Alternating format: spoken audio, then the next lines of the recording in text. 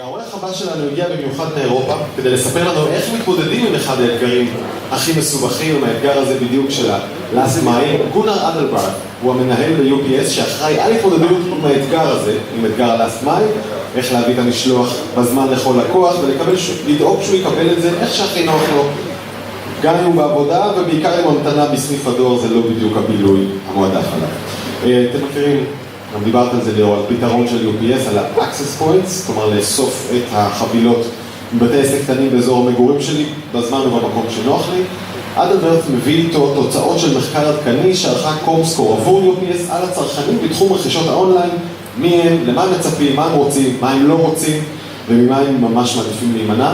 Please welcome Gunnar. And if you can just start by telling us how would you look like if I've met you 2 days ago? Shalom.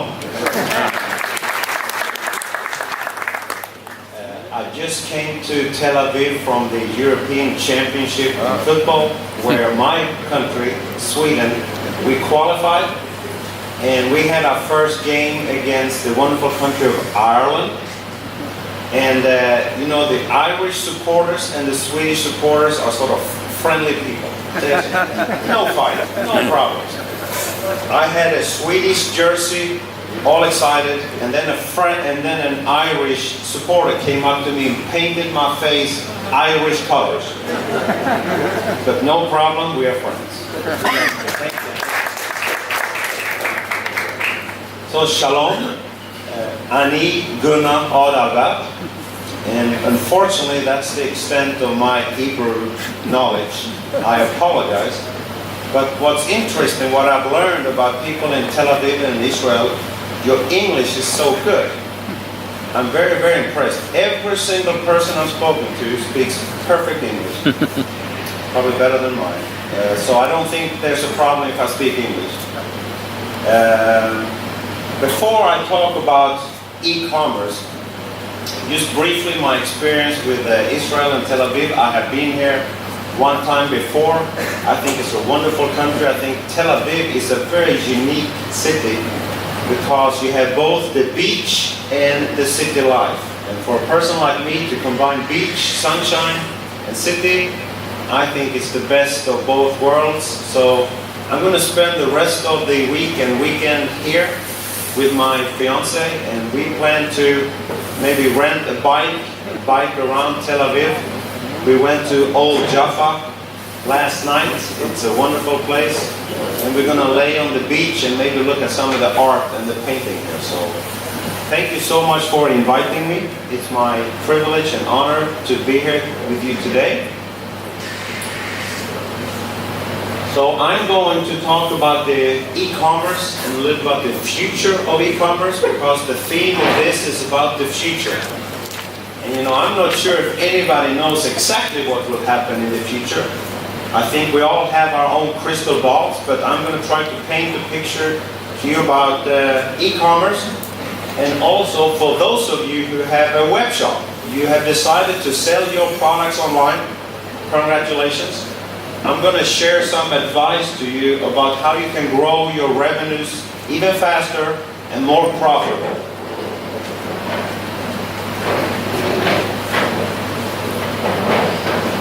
See here if I can. Here we go.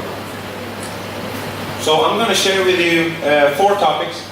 Number 1, an insight about the global e-commerce market around the world. Secondly, we're going to talk about the consumer. I'm going to share with you some market research about what online shoppers expect from you as the retailer. We spend a lot of money on research. I give it to you free of charge. Then you can decide if you want to use it or not. Then we're going to talk about the logistics industry that we participate, and finally, just a quick note about UPS.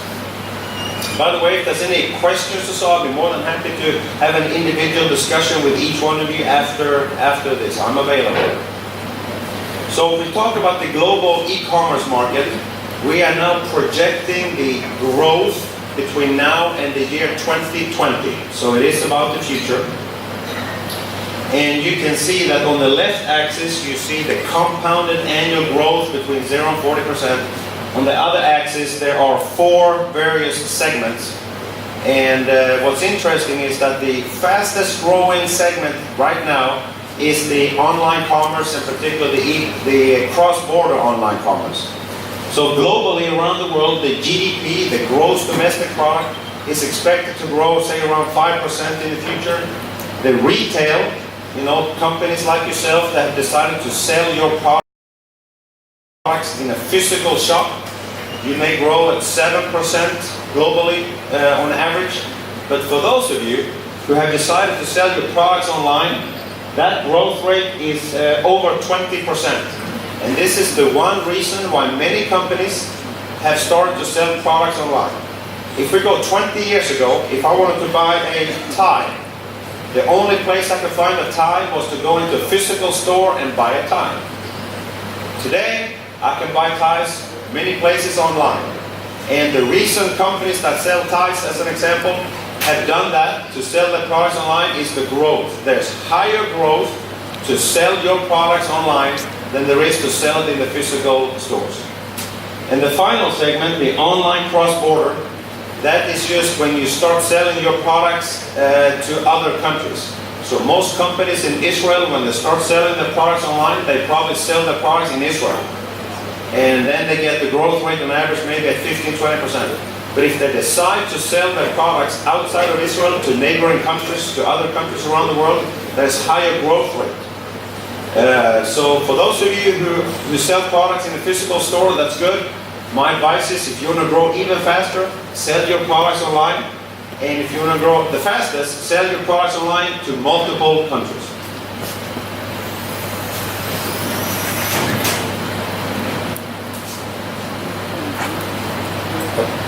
Okay.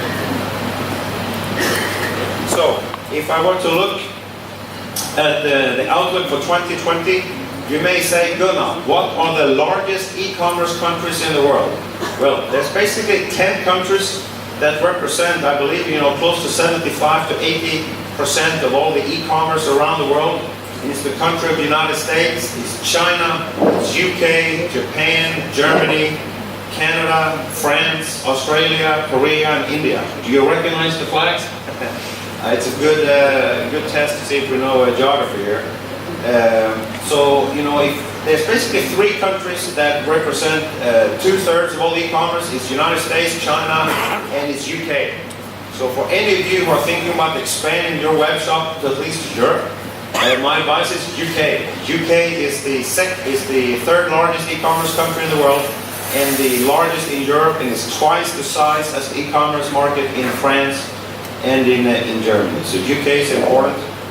You can see that these 10 countries, they represent 53% of the population, 74% of the internet users, and obviously there's a big market, right? So these are the countries where we expect a lot of growth in the future about e-commerce.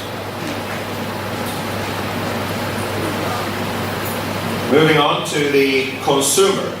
We have done some research, and UPS, we are a logistics company. We are not a market research company. But we believe if we can learn what the online shoppers, the consumers that buy products online, if we can understand their behavior, we can develop solutions to the retailers and our customers. So we have commissioned a research to a company called Comscore. And Comscore is one of the leading companies in the world that measures digital. And the research is very long. I don't have time to explain the entire research, but I can summarize to you what online shoppers around the world expect from retailers and companies selling products online. They expect 3 things, and they all start with the letter C. They expect channels, choice, and convenience. If I start with the word channels, they do expect that a multi-channel companies that sell products in a physical store and online, that they connect the two. That's called Omni-Channel. If they don't connect the two, it's only multi-channel, and that's not what consumers want. They want connection between the physical shop and the web shop. In terms of choice, consumers want choice. If they spend a lot of money on your web shop, they don't like if you dictate to them when and where they're going to get their order. They don't like that. They don't like you to dictate to them. They say, hey, I spend money with you. Let me choose when I'm going to receive the order, and where I'm going to receive the order. And number 3 is convenience. Whatever you do, it's got to be a convenience process for your shopper. Did you know that 60% of the online shoppers, they're going to look on your return service before they make a purchase? So when they go to your web shop and they cannot find your returns policy, they say, bye-bye. Obviously, it's not very important to you to tell me the returns policy, because if I'm going to spend a lot of money with you, and if something goes wrong, I need to have a safety net and assurance that I get something back. So you must have a returns policy, it must be visible, and it must be reasonable, convenient for the customer. So that's the summary of the entire research. I'm going to share with you some specific slides here. First slide is, you may ask yourself, what type of products do they buy online?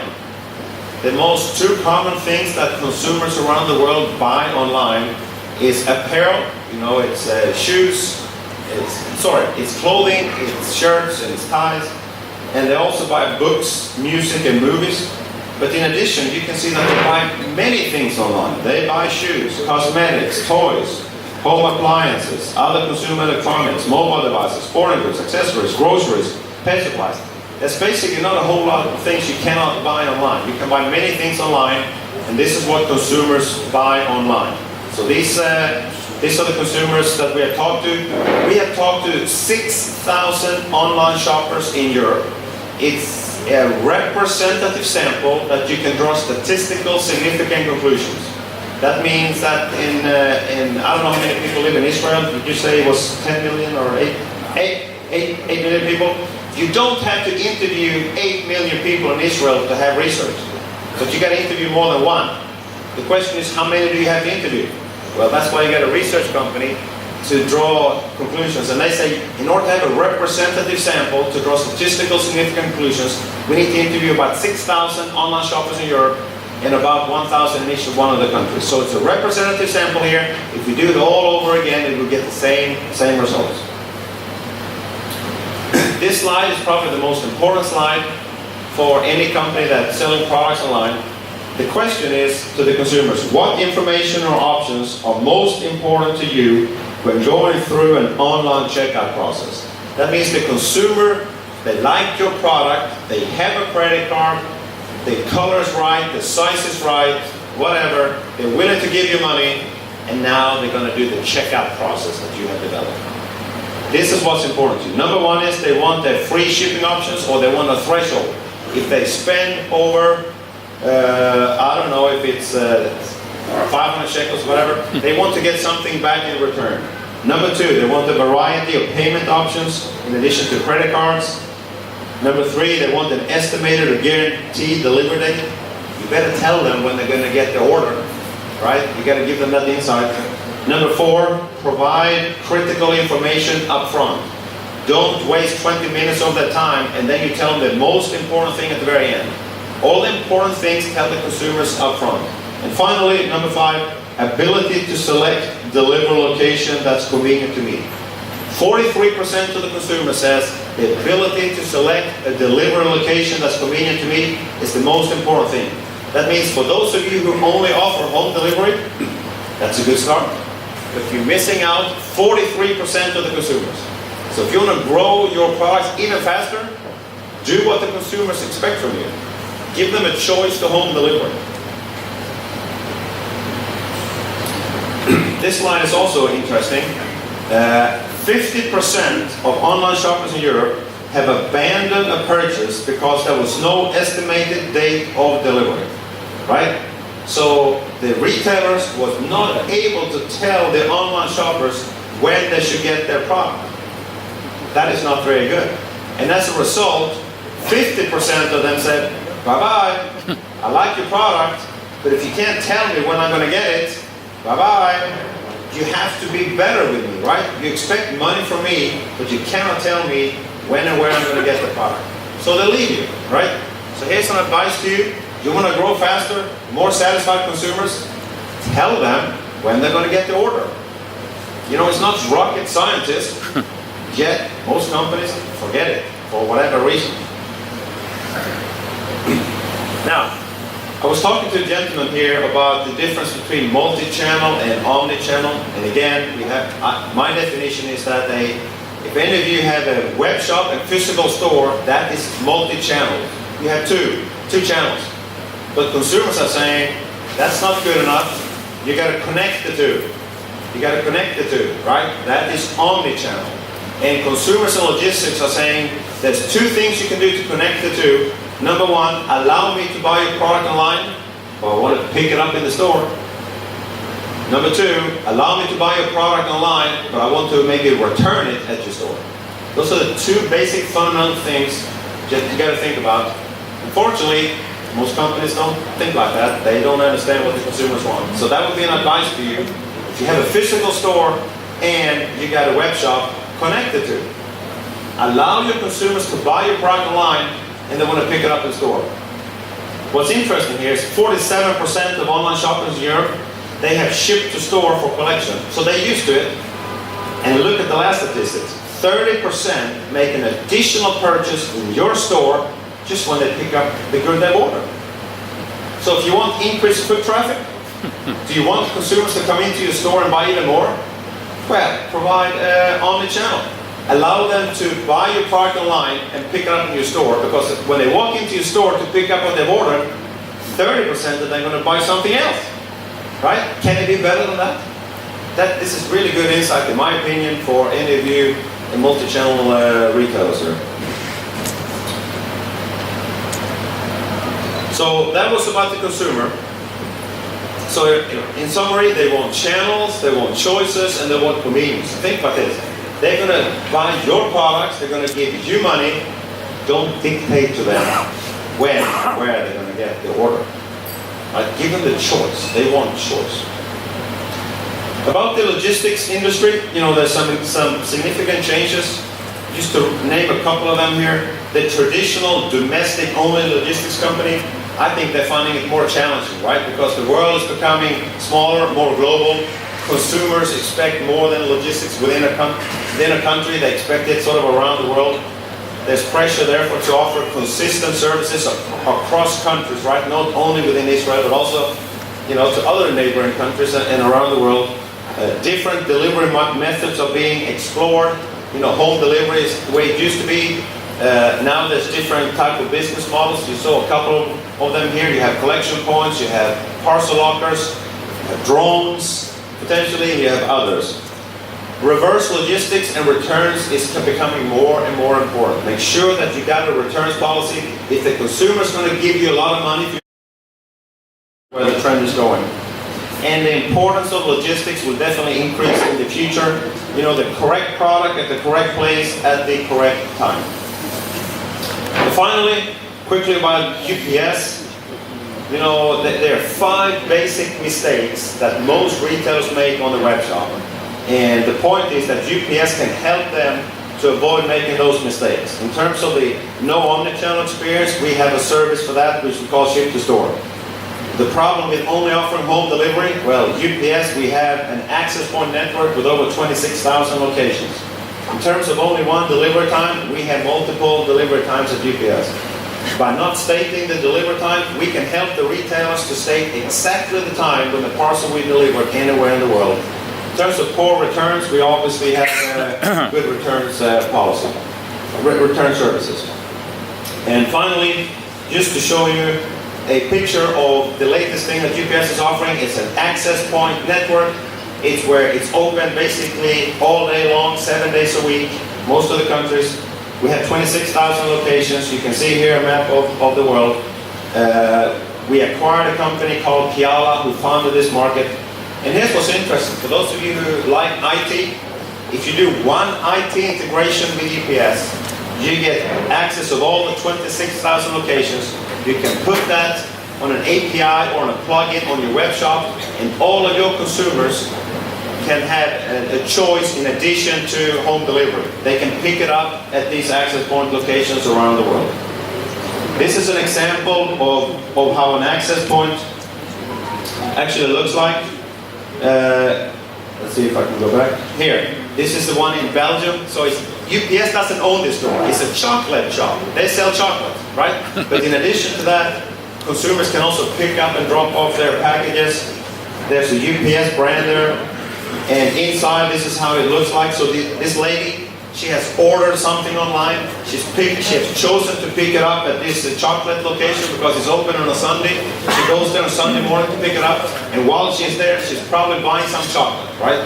So that's the reason why this man is so happy, because not only does he get a little commission for keeping the UPS package, he gets to sell the chocolate to all our consumers. And I think that concludes, finally, why would anybody use UPS? We have many large retailers using UPS with this access point. We have Amazon, Apple, ASUS, Nike, Philips, etc., etc. And I traveled and meet with all of them, and they all get it. Consumers expect choice and convenience. We got good services. We have our brand and our service quality. And with that concludes my presentation. Thank you so much for being here today. I hope you will enjoy the rest of the afternoon. If any of you would like to speak with me after this presentation and talk about e-commerce, or want this resource, for example, I'm more than happy to send it to you. You get it free of charge because you attended the conference here today. Thank you so much. Shalom.